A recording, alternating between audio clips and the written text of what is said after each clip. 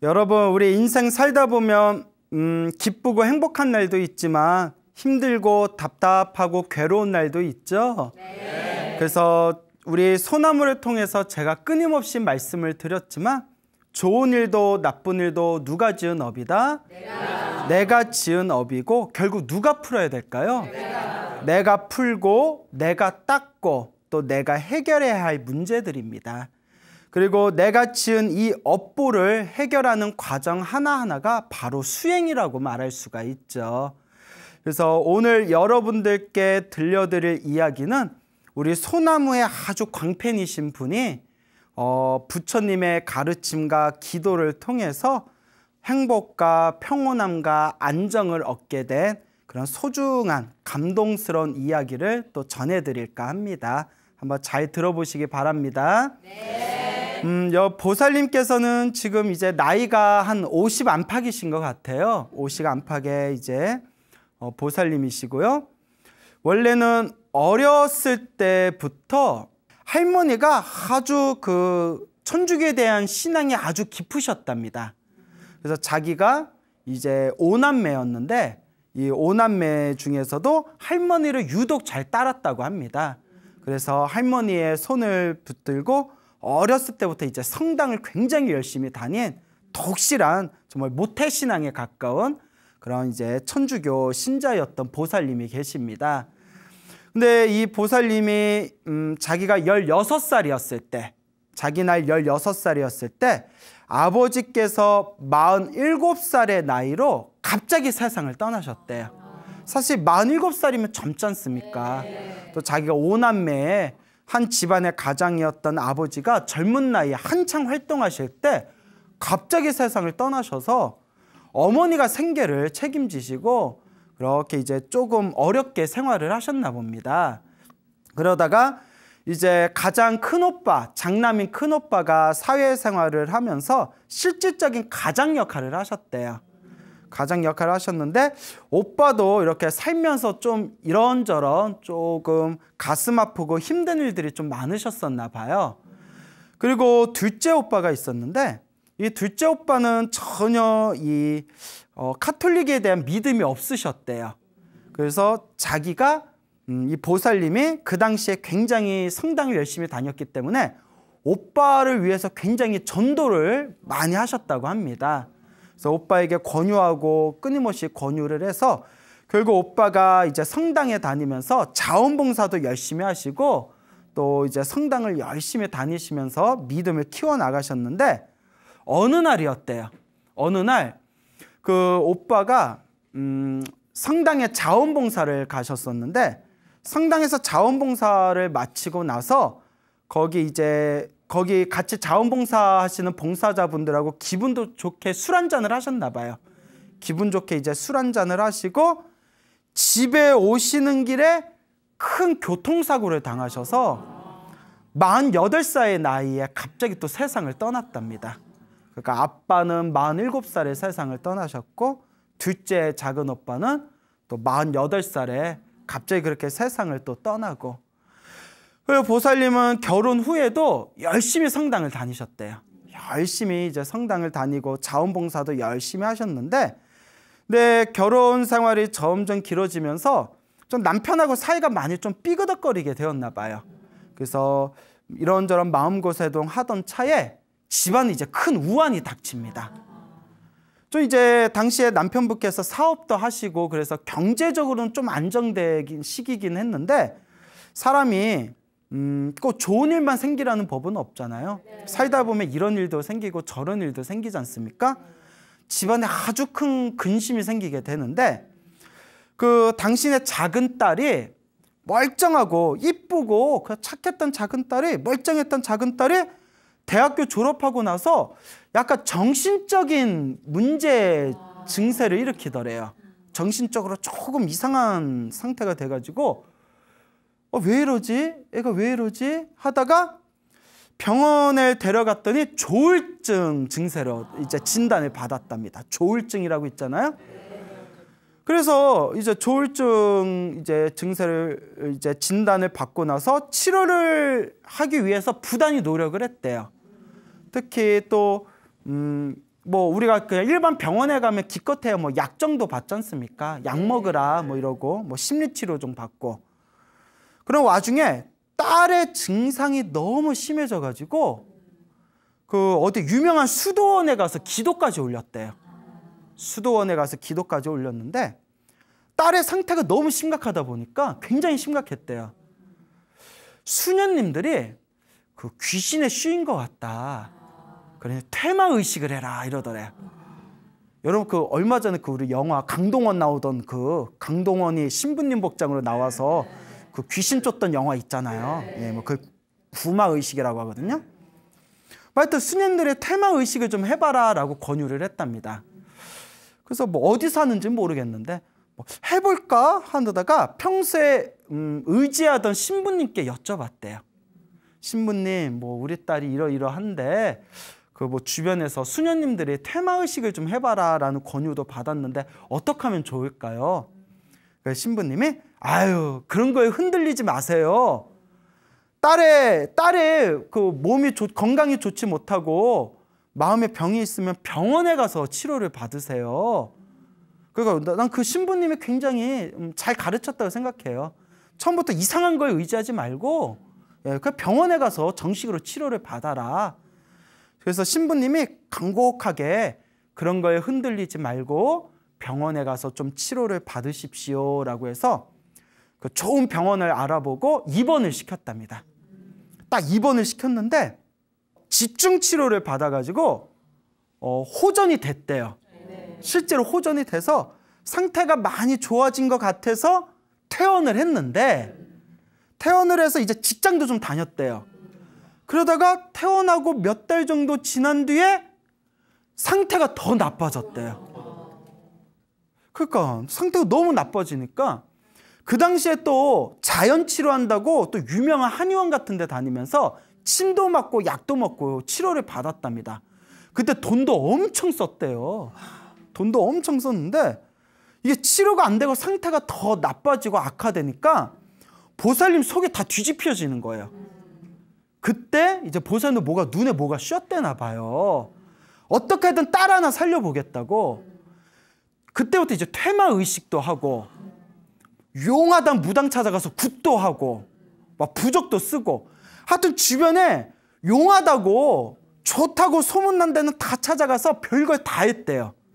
막 퇴마사 알죠? 퇴마사도 만나고 무슨 의식도 하고 굿도 하고 하여튼 할 수 있는 걸 다 했답니다. 그런데 묘한 게 이게 중요해요. 딸이 더 아프더래요. 하면 할수록 딸이 더 아프더랍니다. 구슬하고 나면 딸이 몸이 더 아프고 상태가 더 안 좋아지더래요.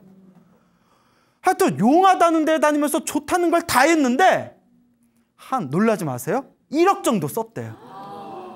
딸 하나 살려보겠다고. 여러분들은 안 그러겠어요? 예. 그러니까 한 1억 가까이 썼나 봐요. 엄청나게 돈을 퍼부었대요. 그러니까 막 굿도 하고 이것도 하고 저것도 했는데 낫지를 않더래요. 오히려 더 부작용이 더 심하더래요. 그래서 정말 모든 게 자포자기하는 상태가 돼버렸대요. 믿음도 잃어버리고 그리고 막 성당 다니던 사람이 굿까지 했었으면 얼마나 속이 뒤집어졌겠어요. 굿도 몇 번을 했는데도 전혀 효과도 없고 이런 어떤 자포자기한 상태에 다 도달했을 때 그때 절에 다니는 친척 언니를 만났답니다. 절에 다니는 친척 언니가 네 소식 들었다 하면서 절에 좀 다녀볼래? 라고 권유를 하더래요. 절에 다니면서 한번 부처님 가르침을 공부해보면 어떻겠니? 근데 이때 이 보살님은 이 절하고 불교하고 무속신앙을 구분을 잘 못했대요. 그러면 불교에 대해서 전혀 몰랐기 때문에 그 점집에 가면 점집에도 불상 있잖아요. 이거 저작권 있는 거 아닙니까? 아니 왜 점집에 불상이 있어? 그렇잖아요. 희한한 게 점집에 가면 십자가 있는 경우는 없어요. 점집에 갔는데 성모 마리아 있는 경우 봤어요? 못 봤어요? 근데 꼭 불상을 갖다 놓대요. 예. 근데 불교하고 무속은 완전히 다릅니다, 여러분. 불교 공부하면 알겠지만 완전히 달라요. 그러다 뭐 무속이 나쁘다는 건 아니에요. 예. 하지만 엄연히 다릅니다. 그래서 이 보살님은 불교에 대해서 전혀 모르던, 전혀 이해가 없던 시기라서 그 불교랑 무속이랑 절이랑 무당집이랑 구분을 못했대요. 왜냐면 무당집에 가도 불상이 있으니까. 그러니까 그 친척 언니가 아니야, 그런 게 아니야. 불교는 네가 생각하는 그런 게 아니야. 불교는 훨씬 더 깊이가 있고 네가 생각하는 그런 점집이나 무당집하고 완전히 달라 라고 이렇게 권유를 해주더랍니다. 그래서 그래? 그럼 절에 한번 다녀볼까 하고 고민하고 있을 때 그때 자기 친구, 절에 다니던 친구가 때마침 야, 저기 경기도에 가면 내가 다니는 절이 있는데 거 스님 한번 만나뵐래? 하고 데려가더래요. 그래서 뭐 그때 막 이제 절에 다닐까 생각하고 있을 때였으니까 친구 따라서 이렇게 쫄랑쫄랑 갔답니다. 이렇게 스님을 만났는데 스님이 좀 무섭게 생겼더래요. 이렇게 좀 무섭게 생겼더래요. 그래서 스님하고 이런저런 상담을 하니까 스님이 아, 그러냐고. 돈 많이 깨졌겠네 이러시더래요. 많이 썼습니다. 그래, 이제부터는 우리 절에 다니면 된다고. 이제부터 우리 절에 다니세요. 이렇게 이야기를 했는데 근데 이제 그 스님 절에 다니는데 자기 이제 불교가 뭔지 전혀 모르잖아요. 불교가 뭔지 전혀 모르지만 그 절을 이렇게 몇 달 다니면서 자꾸 좀 이상한 느낌이 들더래요. 첫째가 이거 잘 들어두세요. 부처님한테 기도는 안 하고 꼭 산신기도를 많이 하더래요. 산신기도를. 그러니까 부처님, 보살님 기도를 안 하고 신기도를 많이 한다는 거예요. 이거 좀 문제가 있는 겁니다. 어쩌다가 산신기도나 용왕기도 같은 거 하는 경우는 절에서 있어요. 하지만 우리의 주된 기도는 항상 누구를 향해서 기도해야 된다고 했죠? 그렇죠. 부처님과 보살님의 자비심과 지혜를 배우고자 불보살을 스승으로 삼아서 우리가 기도하고 수행해야 되거든요. 근데 그 스님은 이상하게 이렇게 산신기도 위주로 하더래요. 그리고 무슨 대화를 할 때도 한 번도 부처님 가르침 이야기는 안 하고 뭐 세상 사는 이야기, 뭐 잡다한 이야기, 뭐 좀 이상한 이야기, 그리고 그렇게 돈 이야기를 많이 하더래요. 그 종교인 입에서 자꾸 돈 얘기 나오면 그 안 좋은 거거든요. 모든 종교를 합해서 교회든 성당이든 절이든 이렇게 진리를 추구하는 수행자가 자꾸 돈 얘기하는 건 별로 좋은 게 아니잖아요. 그것도 어쩌다 한 번이지. 그래서 자꾸 좀 이상하다. 내가 불교가 뭔지 모르지만 이건 아닌 것 같은데 하다가 그 절에서 결정적으로 무슨 사건이 터졌대요. 그래서 그 사건을 접하고 나서 아니다 해가지고 이렇게 선을 그었대요. 그래서 그 절에서 몇 번 전화가 와서 이제 그 절을 안 다녔답니다. 그래서 일단 한번 이제 절에 인연이 맺었으니까 우연히 경기도에 있는 비구니 스님들이 공부하시는 사찰을 갔는데 너무 맑고 깨끗하더래요. 절이. 그 비구니 스님들이 모여서 이렇게 수행하시는 그런 사찰이었는데 너무 맑고 깨끗해서 그 절에 다니니까 그렇게 마음이 편안해지더래요. 실제로 좀 비구니 스님들이 열심히 사세요. 비구니 스님들이 확실히 좀 청소도 깨끗하게 하시고 말씀들도 좀 점잖게 하시고 그런 게 있긴 해요. 그래서 그 비구니 스님 이제 사찰에 이렇게 이제 다니다가 그 처음에 자기 보고 절에 다니라고 권유했던 친척 언니가 야, 정말 부처님 가르침을 제대로 이해하려면 법문을 많이 들어야 돼. 그렇잖아요. 부처님의 가르침을 자꾸 들어야 부처님 법이 어떤 건지를 우리가 이해할 수 있잖아요. 그러니까 법문을 많이 들어야 돼 라고 하면서 요새는 시대가 너무 좋아져서 인터넷 동영상으로 큰 스님들 법문을 쉽게 볼 수 있다. 그 인터넷 동영상에서 스님들 법문 좀 많이 들어라. 정말 여러분들 공부하기 좋은 시대에 태어났어요. 옛날엔 큰 스님들 법문 들으려면 산 건너고 개울 건너서 찾아가야 되잖아요. 지금은 앉아서 발가락을 리모컨 딱 누르면 스님들 법문이 막 나와. 그래서 지금 우리 스님들이 뭐라고 하냐면 이것도 좋은 게 아니다. 법문 홍수의 시대라고 해요. 너무 좋은 법문이 많다 보니까 신도들이 오히려 법문을 쉽게 생각하는 것 같아요. 좀 힘들고 괴롭게 들어야 그게 소중한 걸 아는데 그냥 뭐 휴대폰에서 딱 누르면 뭐 광우 쓰인 소나무 뭐 하면서 쫙 나오니까 너무너무 쉽게 생각하는 것 같아요. 하지만 큰 장점이 있죠. 우리가 쉽게 공부할 수 있잖아요. 쉽게 공부할 수 있는데 안 해. 요새 불자들 공부 잘 안 하는 것 같아. 자, 그래서 인터넷 동영상으로 이제 스님들 법문을 보는데 이렇게 스님들 법문을 찾다가 웬 얼굴이 환하게 애기 같은 미소를 짓는 스님이 딱 사진에 나오더래요.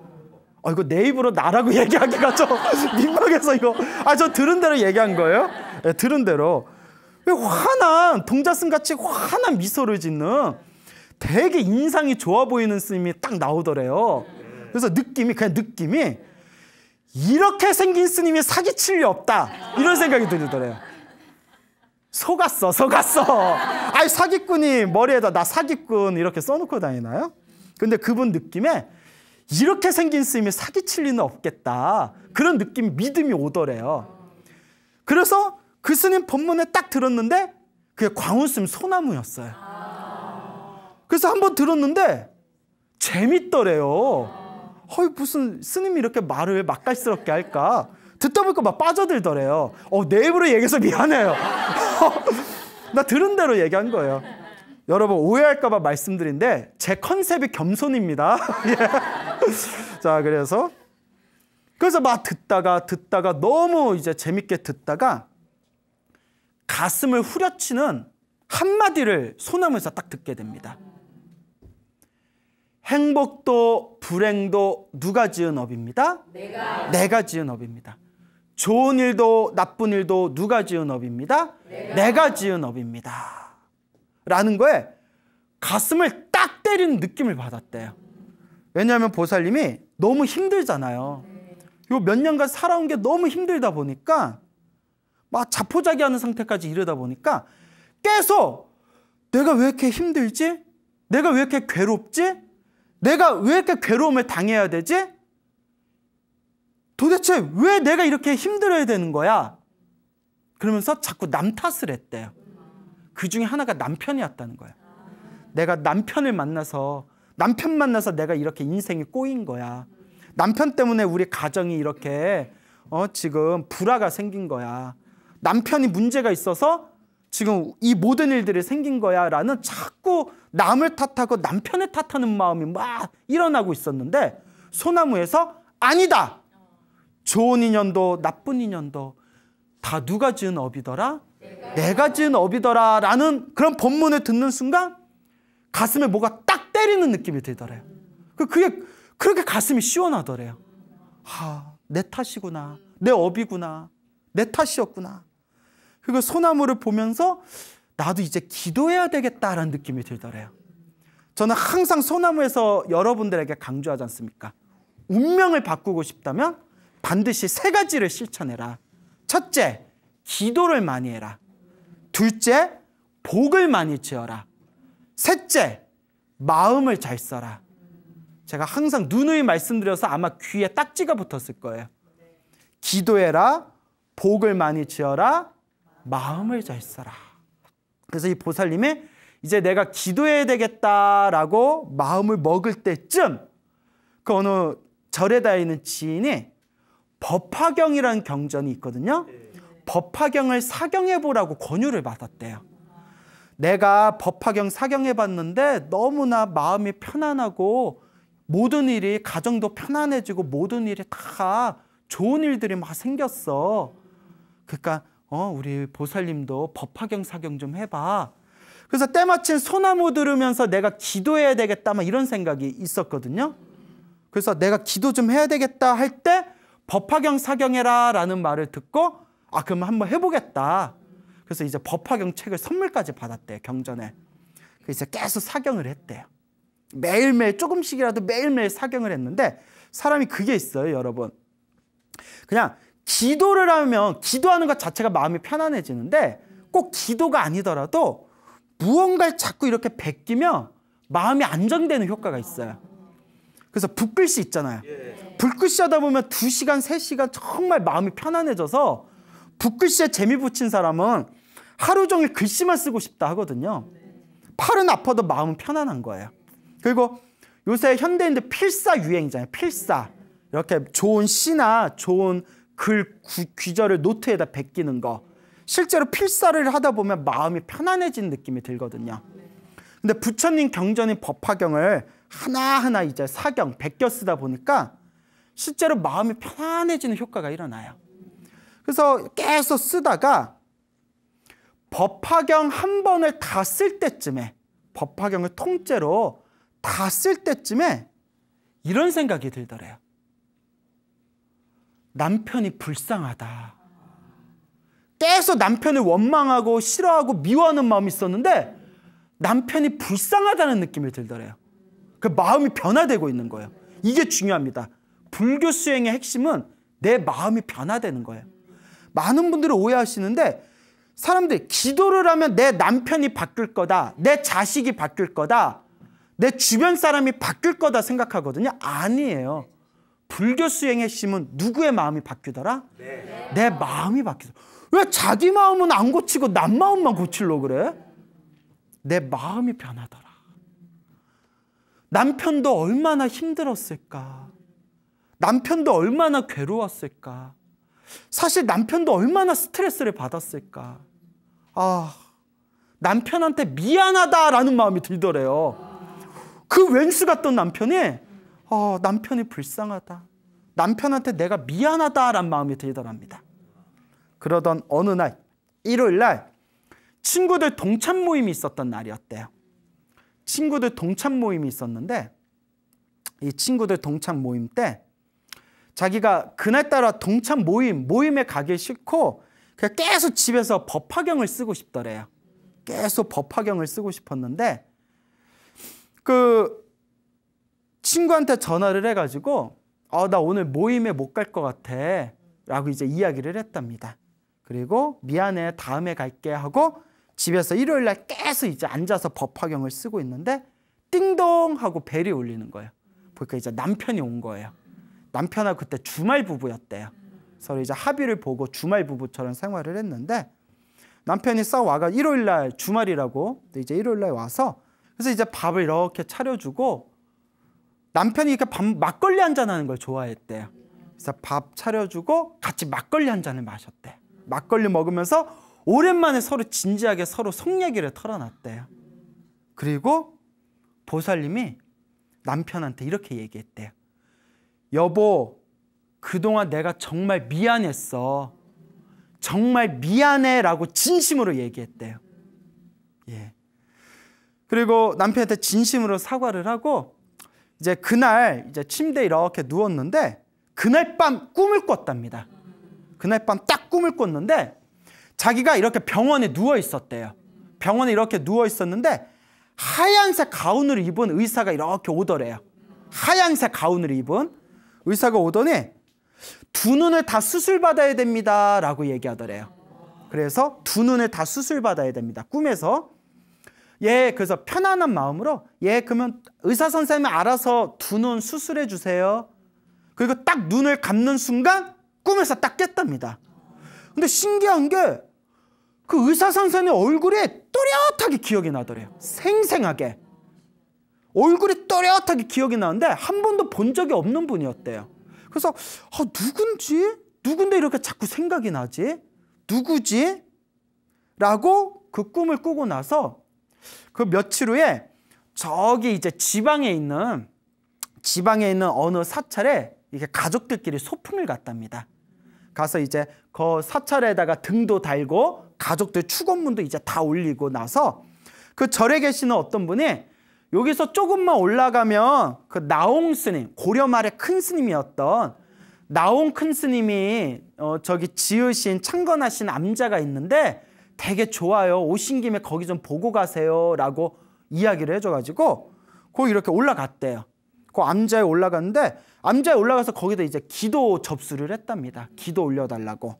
그 집에 왔는데 얼마 후에 전화가 와서 이렇게 받아봤더니 그 암자 주지스님한테 전화가 온 거예요. 안녕하세요 신도님. 여기 뭐 저 없을 때 여기 암자에다가 기도를 올려놓으셔가지고 제가 전화드렸습니다. 여기까지 어쩐 일로 오셨어요? 해서 뭐 이런저런 대화를 나눴대요. 그러니까 그 주지스님이 그러면 앞으로 며칠 후에 몇 월 몇 날에 저희 절에 암자에 큰 법회가 있는데 시간 되시면 한번 꼭 오세요 라고 이렇게 말씀을 해주더래요. 그래서 예 스님 시간이 되면 꼭 가보겠습니다 했는데 때마치 그날 시간이 됐대요. 그래서 몸이 아픈 딸아이를 데리고 바람도 쐴 겸 그 암자회를 이렇게 갔는데 그날따라 신도들이 그 암자에 많이 올라가더래요. 뭐 이렇게 바리바리 싸들고. 그래서 무슨 행사가 있나 싶어가지고 오늘 무슨 일 있어요? 오늘 뭐 무슨 날이에요? 했더니 예 오늘 이 암자를 창건하신 나홍스님 달의 일이고 오늘 관세음보살님 점안식 있는 날이에요 하더래요. 오늘 큰 법회가 있다고 하더니 이거 오늘 잘 왔다 싶어가지고 갔더니 거기 절에 이제 신도들이 많이 모여 있더래요. 그래서 이제 나홍스님 달에 마치고 나서 이제 스님들하고 신도를 모여서 이제 그 새로 모신 관세음보살님의 점안식을 하는데 점안식이 이제 눈에다가 기운을 불어넣는 의식이거든요. 점안식 하기 전에 불상은 하얀 종이로 싸가지고 얼굴을 못 보게 해요. 하얀 종이로 이렇게 불상을 싸거든요. 점안식 하기 전에는 부정 탄다고. 그래서 점안식 하면서 뭐 신도들 하나 둘 셋 하니까 뭐 이게 종이에 천에 싹 벗기는 거 있잖아요. 딱 관세음보살님 점안식 하면서 천에 싹 벗겼는데 그 자리에서 심장이 튀어나가는 줄 알았대요. 그 관세음보살님 얼굴이 누구하고 똑같이 생겼더라? 꿈에서 본 하얀색 옷을 입은 의사 선생님하고 얼굴이 똑같더래요. 근데 우리 관세음보살님은 무슨 옷을 입고 많이 나타나시죠? 그래서 백이관음이라고 하잖아요. 그 꿈에서 본 양쪽 눈을 다 수술받아야겠네요 라고 했던 관세음보살님 그 불상 얼굴하고 꿈에서 본 그 의사 선생님 얼굴하고 똑같이 생긴 거예요. 심장이 튕겨져 나가는 줄 알았대요. 너무 놀라가지고. 그리고 법회가 끝난 뒤에 그 자리에서 펑펑 울었대요. 펑펑 울었답니다. 정말 불보살의 가피가 있구나. 관세음보살이 저렇게 나랑 함께 계셨구나. 그걸 오늘 나에게 증명하신 거구나. 여러분들 보면 눈물 안 흘리겠어요? 야, 정말 불보살 가피가 있구나 하면서 그 자리에서 눈물을 펑펑 흘렸답니다. 그래서 그 주지스님한테 꿈 얘기를 했대요. 꿈에서 의사 선생님이 법화경을 사경하는데 꿈에서 의사 선생님이 양쪽 눈에 다 수술받아야 된다라고 하셨는데 그게 무슨 꿈일까요? 했더니 그 스님 말씀이 이제 부처님의 법을 만났으니까 새로운 눈을 떠라. 새로운 눈을 뜨고 새롭게 이제 새로운 세상을 봐라. 부처님의 새로운 세상을 보라 라는 의미인 것 같습니다. 해몽이 좋더라고요.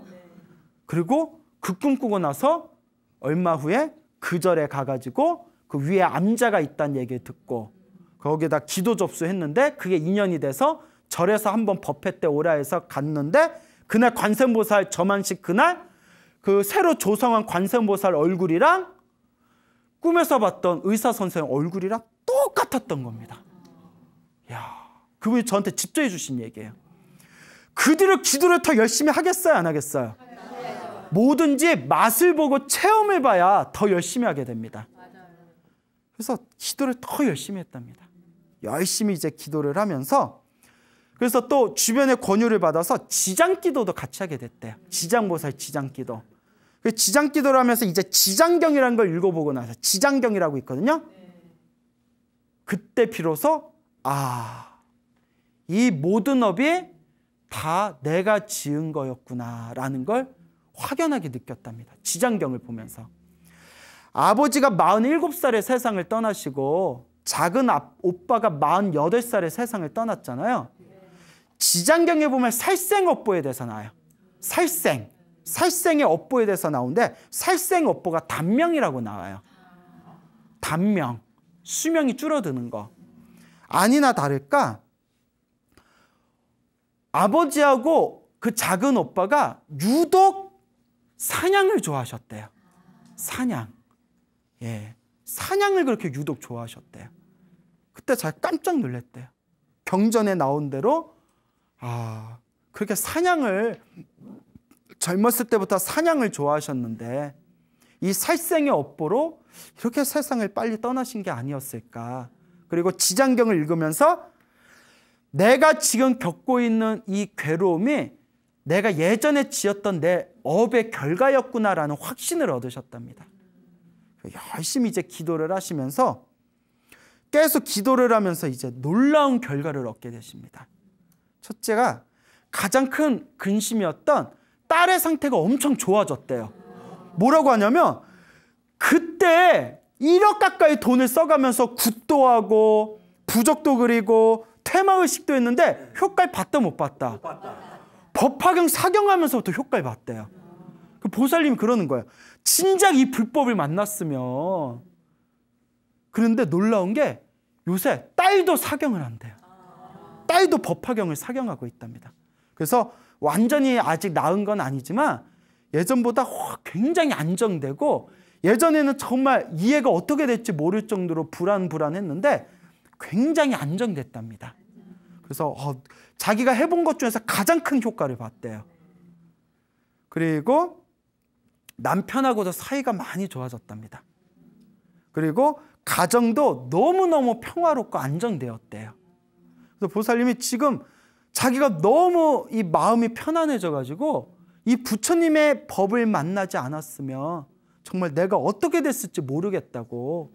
그래서 정말 부처님 정말 감사합니다라는 마음으로 지금 기도를 하고 계십니다.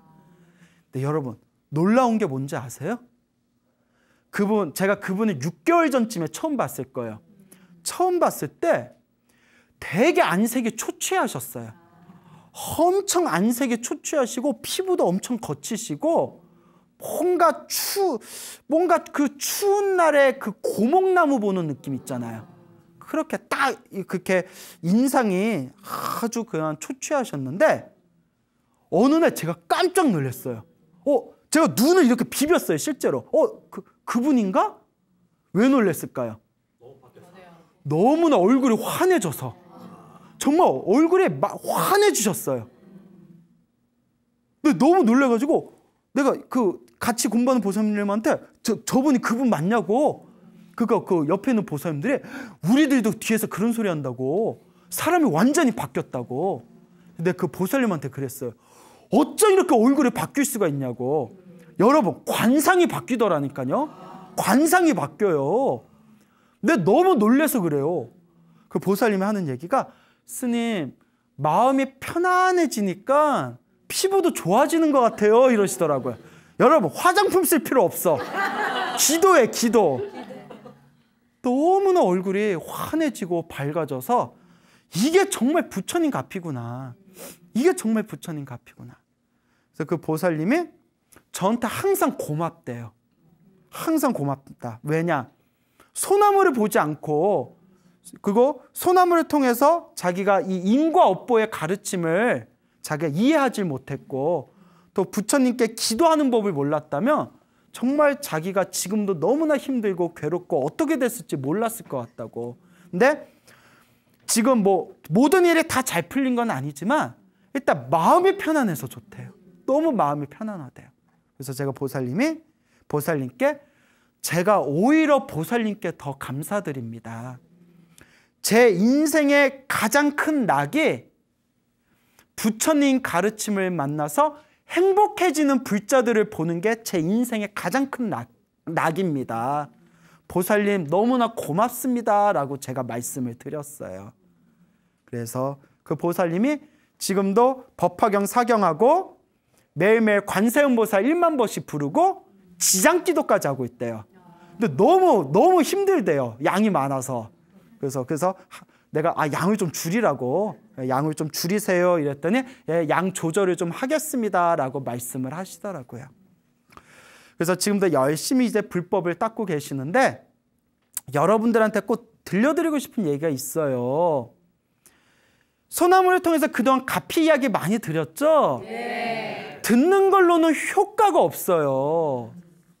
듣는 걸로는 귀로 듣는 건 귀로 나갑니다. 그래서 제가 항상 우리 불자분들에게 드리는 이야기가 불교는 지식의 종교가 아니다. 이런 얘기 백날 들어봤자 내가 실천하고 체험하지 않으면 아무런 효험이 없습니다.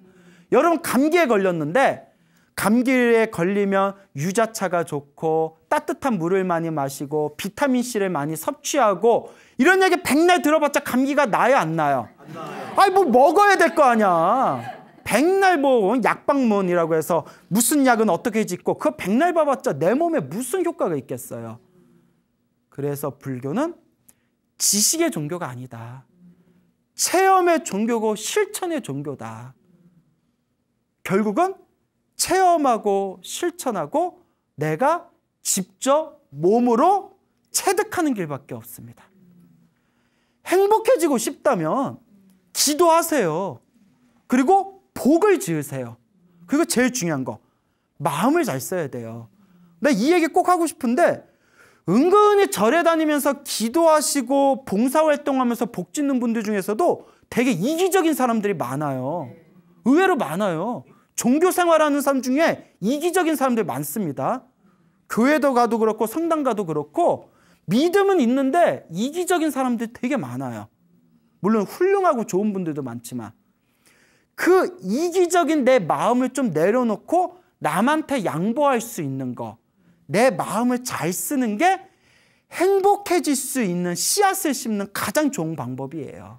그래서 제가 마음 잘 쓰는 게 가장 중요한 핵심이다 몇 번이나 말씀드리잖아요.